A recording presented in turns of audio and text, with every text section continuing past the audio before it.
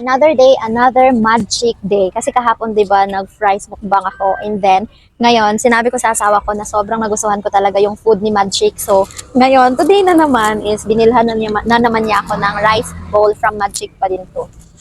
Wala kasi siyang sticker from Magic. Pero yes, from Magic ito. Magic Kidapawan. Masarap kasi yung mga pagkain nila. So, ito yung rice bowl nila.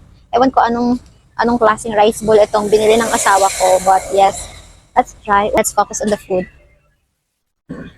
Let's try. Parang karne ata ito. Get that. Let's try. Mmm. Mmm. So far, masarap siya. Mmm. Mmm. Pero parang nakukulangan ng kaunti sa sauce. Pero, dalasan ng karne, masarap. Siguro mas okay kapag madami yung sauce.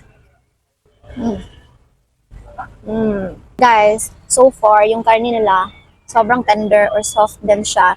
Hindi siya matigas. Yun yung napaka-ganda sa karne. Ang dali niyang anuhin, guys. Like, pag i-slice mo siya, ang dali niyang nguyain din sa bibig. Ayan. Hindi siya matigas.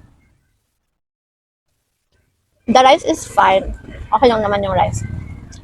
Sakto lang din pagkakaluto. May konting sipa siya ng anghang. So, thank you, Magic! Love it!